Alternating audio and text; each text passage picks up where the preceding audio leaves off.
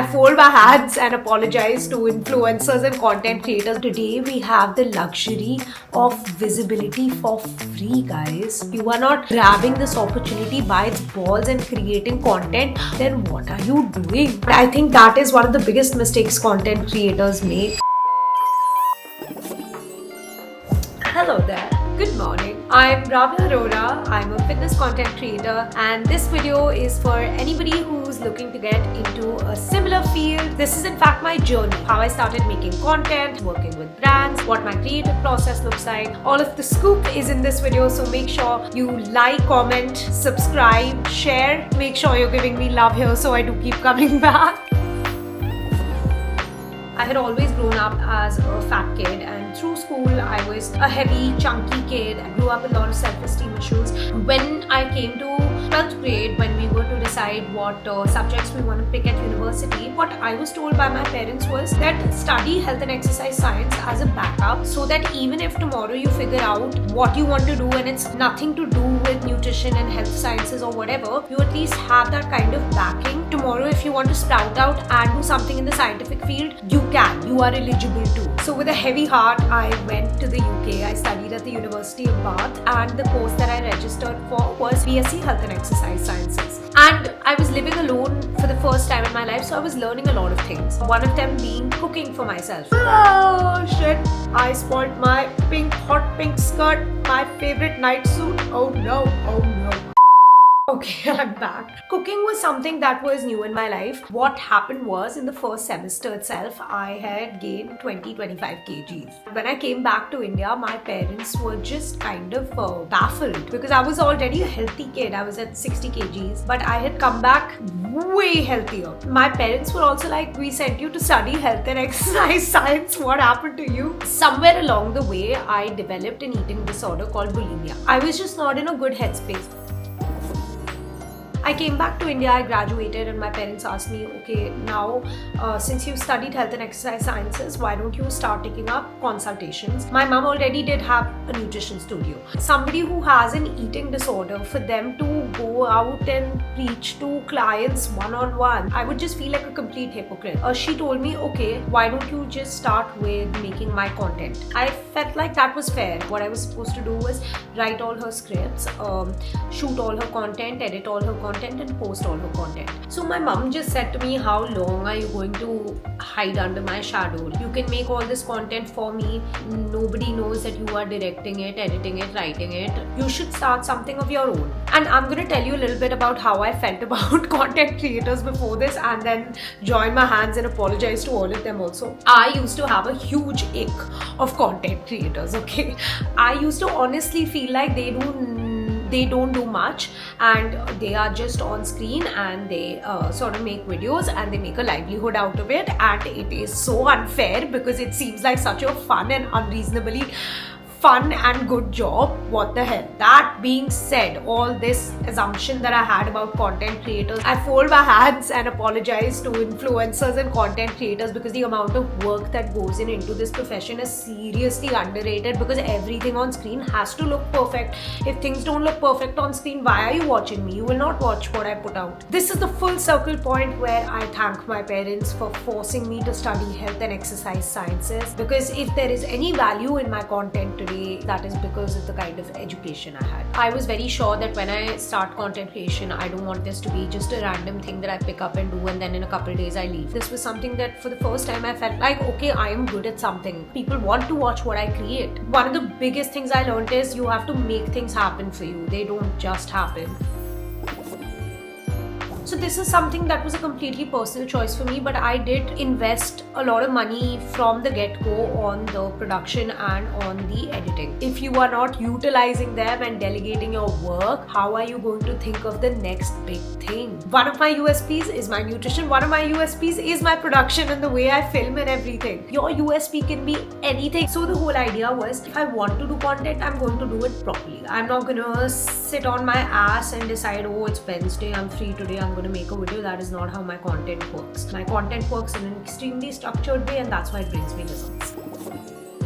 My first stage of content creation was, I thought that I'm going to reach out to brands, and brands will also want to work with me because I have high production, I have good editors. But the thing was I didn't have any reach. I was at 6,000 followers. What possible value will I be providing to a brand unless they're running ads on the content, right? I was essentially at a space where I was reaching out to different brands and saying, hey guys, for 5,000 rupees, can I make something for you? Brands told me, very politely said no. Now when I'm in this space for over a year, I completely get it. Brands also have budgets and funds that they're going to utilize in the best way possible, right? If they are not seeing ROI from you, why are they going to work with you? Fine, no brand wants to work with me, fuck it, I will work with myself.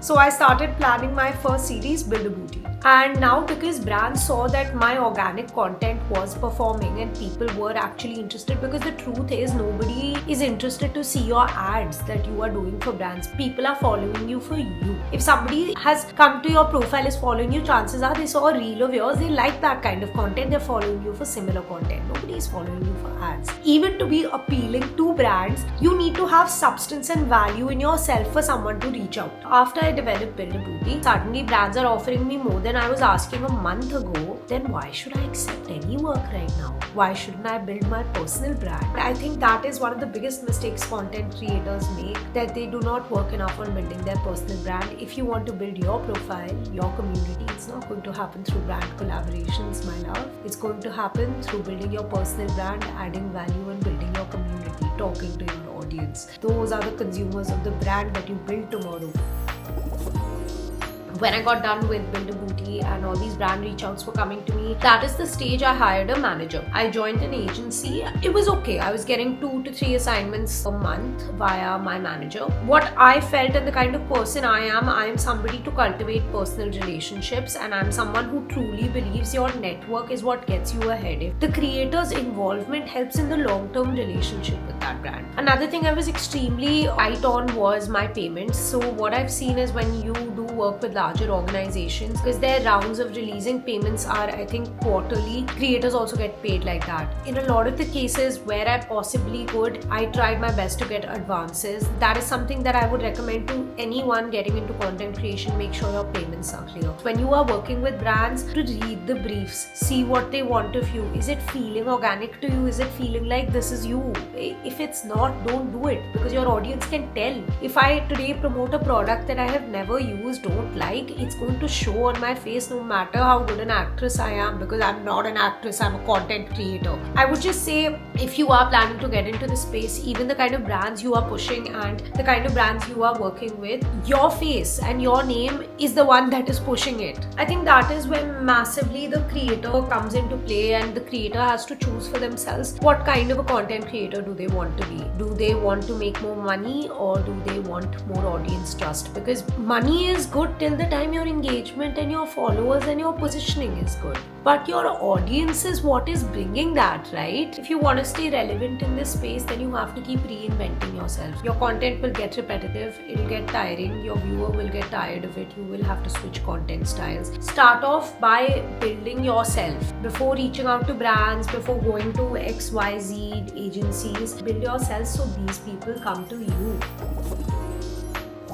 When it comes to like my whole creative process, we always start off with scripting. The more you create on Instagram, the more feedback you will get, the more you will understand the platform and the algorithm. There is a certain way of talking, there is a certain way to develop your scripts that performs on Instagram. After we have a script noted down, we start on the creative direction. All the shots are written down, but you can't visually see them. At the shoot itself, I'm not going to waste 15 minutes explaining to my videographer, ये ऐसे करके पीछे से लेके ऐसे कर लेना. All this not to do. You have a simple storyboard where shot 1 is written, the shot image is there. Shot 2 is written, image is there. Shot 3 is written, image is there. Shot 4 is written, image is there. I had that kind of a concept where a storyboard was developed. After that, we would go into production and shoot the videos. After that comes post-production. And I think post-production is also a place where magic happens. I used to underestimate editing so much, but I feel like if there is anything that pulls your video together and builds your vision, it is the minute things that you edit.